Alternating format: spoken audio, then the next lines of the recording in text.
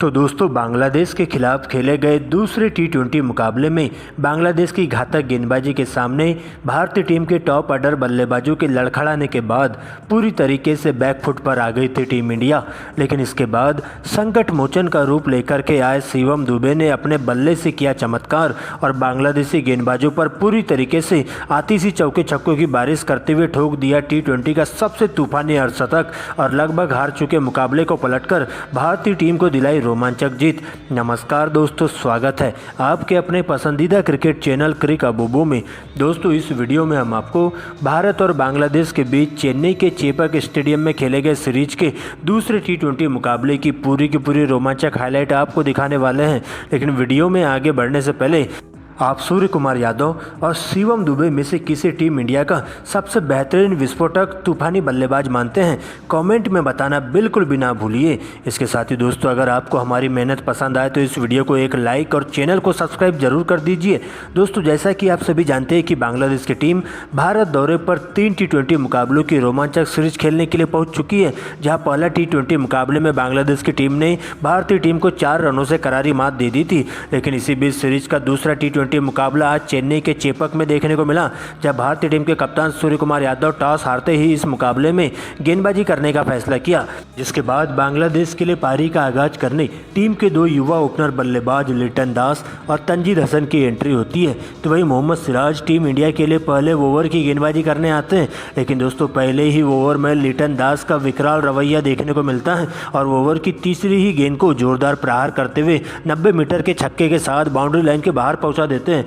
जबकि दोस्तों इसी ओवर की अंतिम 2 गेंदों पर बैक टू बैक 2 लगातार चौके तंजीद हसन के बल्ले से देखने को मिलता है। लेकिन दूसरे ही ओवर में भारतीय टीम के तेज गेंदबाज बिहार के लाल मुकेश कुमार यादव आते ही अपनी इनस्विंग आउटस्विंग गेंदबाजी से बल्लेबाजों को खासा परेशान करके रख देते हैं और ओवर की चौथी गेंद पर अच्छी लाइन में दिखाई दे रहे तंजीद हसन को क्लीन बोल्ड कर देते हैं 12 के स्कोर पर और बांग्लादेश की टीम को 20 के स्कोर पर ही पहला बड़ा झटका देखने को मिलता है। हालांकि दोस्तों इसके बाद नए बल्लेबाज के तौर पर कप्तान सांतु की एंट्री होती है, जहाँ पर लिटन दास के साथ मिलकर दोनों ही बल्लेबाज आगे का मोर्चा संभालते हैं और पावर प्ले का भरपूर फायदा उठाते वे 1 विकेट के नुकसान पर टीम के स्कोर को 55 रनों तक पहुंचा देते हैं। लेकिन इसी बीच एक बार फिर से इस साझेदारी को तोड़ने में सफलता हासिल कर पाते हैं भारतीय टीम के तेज गेंदबाज अर्शदीप सिंह, जहां पर टीम इंडिया के लिए खतरा बन रहे लिटन दास को 44 के स्कोर पर क्लीन बोल्ड कर दिया जाता है और देखते ही देखते बांग्लादेश की टीम को लगने वाला दूसरा बड़ा झटका होता है। दोस्तों इसके बाद कप्तान हुसैन सांतो का साथ देने के लिए तौहीद हृदय मैदान पर मौजूद हो जाते हैं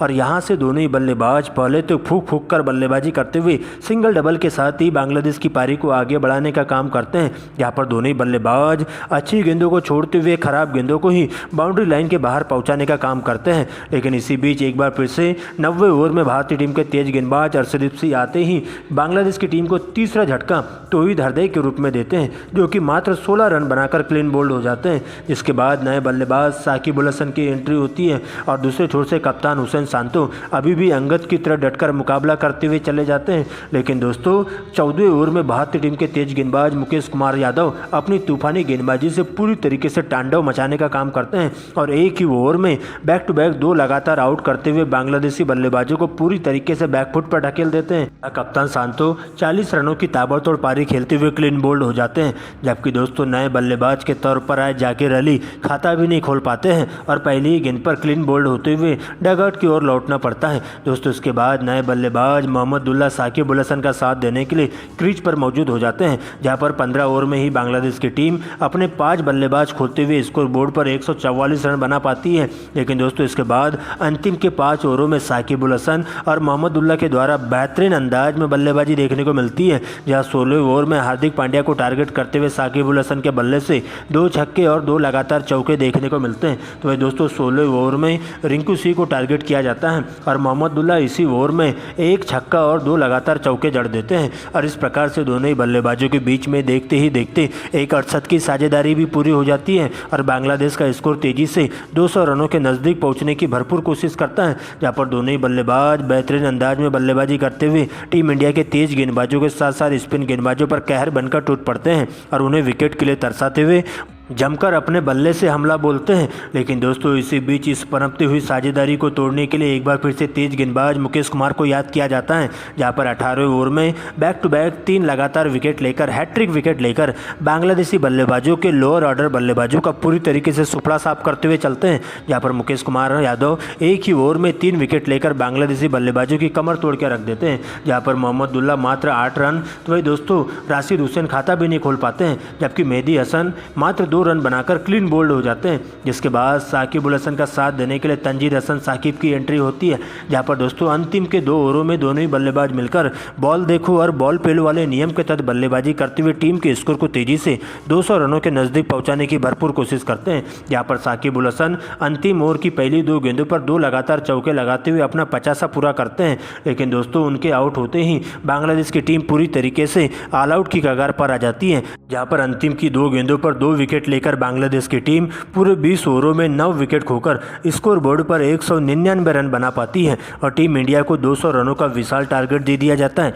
दोस्तों इसके बाद बड़े लक्ष्य का पीछा करने टीम इंडिया के 2 युवा ओपनर बल्लेबाज यशस्वी जायसवाल और शुभमन गिल की एंट्री होती है, तो वही मुस्तफिजुर रहमान पहले ओवर की गेंदबाजी करने क्रीज पर मौजूद हो जाते हैं। लेकिन दोस्तों पहले ओवर की दूसरी गेंद पर शुभमन गिल के बल्ले से एक स्ट्रेट ड्राइव लगाई जाती है और अगली ही गेंद पर 1 रन चुराते हुए यशस्वी जायसवाल को स्ट्राइक दिया जाता है, जहां पर अंतिम गेंद पर जायसवाल का बल्ला जम के गरजता है और मिड ऑन के ऊपर से 90 मीटर का लमसम छक्का लगाते हुए पहले ही ओवर में दोनों ही बल्लेबाजों के द्वारा 16 रन बटोरे जाते हैं। दोस्तों इसके बाद दूसरे ओवर में एक बार फिर से यशस्वी जायसवाल के बल्ले से एक छक्का और एक चौका लगाया जाता है, जहां पर मेहदी हसन को टारगेट किया जाता है। इसके बाद तो दोनों ही बल्लेबाज पीछे मुड़कर देखने का नाम नहीं लेते हैं और अपने ही रंग में बल्लेबाजी करते हुए बॉल देखो और बॉल पेलो वाले नियम के तहत पावर प्ले का भरपूर फायदा उठाते हुए टीम इंडिया के स्कोर को बिना विकेट खोए स्कोर बोर्ड पर 60 रनों तक पहुंचा देते हैं, जहां पर देखते ही देखते दोनों ही बल्लेबाजों के बीच में जबरदस्त साझेदारी देखने को मिलती है। लेकिन इस पनपती हुई साझेदारी के ताबूत में कील ठोकने के लिए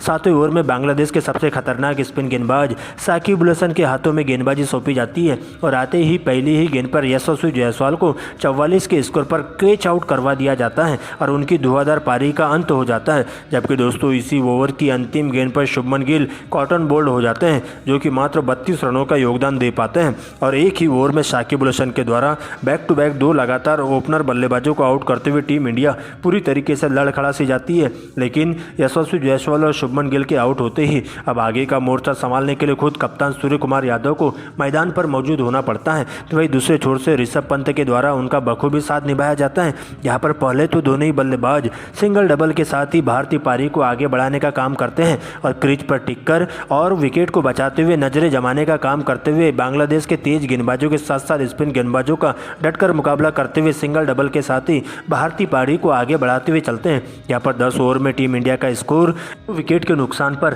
81 रनों पर पहुंच जाता है। लेकिन दोस्तों 11वें ओवर से सूर्या का बल्ला जम के गरजता है, यहाँ पर सूर्य कुमार यादव राशिद हुसैन को टारगेट करते हैं और इसी ओवर में 2 छक्के और 2 चौकों की मदद से 20 रन ठोक देते हैं। जबकि दोस्तों अगले ही ओवर में मेहदी हसन को टारगेट करते हुए भारतीय टीम के विकेट कीपर बल्लेबाज ऋषभ पंत भी बैक टू बैक 3 लगातार बाउंड्रीज के माध्यम से हैट्रिक चौके जड़ देते हैं और इसके बाद तो दोनों ही बल्लेबाज पीछे मुड़कर देखने का नाम नहीं लेते हैं और मात्र 16 गेंदों में ही दोनों ही बल्लेबाजों के बीच में एक 68 की साझेदारी पूरी हो जाती है और पूरी तरीके से दोनों ही बल्लेबाज बांग्लादेशी गेंदबाजों पर कहर बनकर टूटने का काम करते हैं। यहाँ पर सूर्य कुमार यादव 14वें ओवर में 2 लगातार छक्के लगाते हुए मात्र 19 गेंदों में ही अपना 50 पूरा कर लेते हैं। लेकिन दोस्तों 16वें ओवर में टीम इंडिया को तीसरा बड़ा झटका भारतीय टीम के सलामी विकेट कीपर बल्लेबाज ऋषभ पंत के रूप में लगता है, जो कि तंजीद हसन साकिब की गेंद पर बड़ा शॉट खेलने के चक्कर में सीमा रेखा के पास 40 के स्कोर पर कैच आउट होकर पवेलियन की ओर लौट जाते हैं। जिसके बाद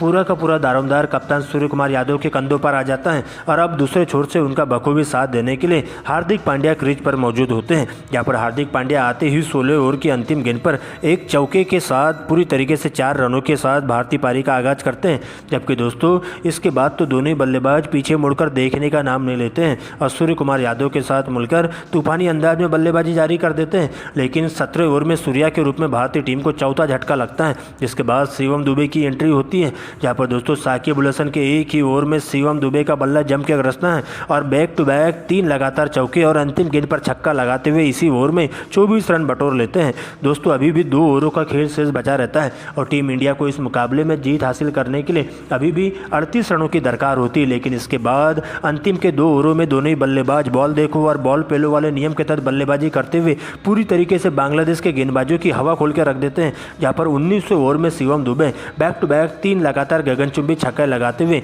भारतीय टीम को इस मुकाबले में जीत की दहलीज पर लाकर खड़ा कर देते हैं। लेकिन अंतिम ओवर में हार्दिक पांड्या मुस्तफिजुर रहमान को पहली गेंद पर छक्का लगा देते हैं, जबकि दूसरी गेंद पर 1 रन चुराते हुए शिवम दुबे को स्ट्राइक देते हैं, जिसके बाद अंतिम की 2 गेंदों पर बैक टू बैक 2 लगातार गगनचुंबी छक्के लगाते हुए शिवम दुबे भारतीय टीम को इस मुकाबले में 5 विकेट से जीत हासिल करवा देते हैं। और इस प्रकार से लगभग हार चुके मुकाबले में बांग्लादेश के जबड़े से जीत को छीनकर भारतीय टीम दूसरे T20 मुकाबले को जीतकर 1-1 की बराबरी पर आ जाती है। और इस प्रकार से शिवम दुबे और हार्दिक पांड्या के द्वारा अंतिम के ओवरों में मैच विनिंग बल्लेबाजी की जाती है।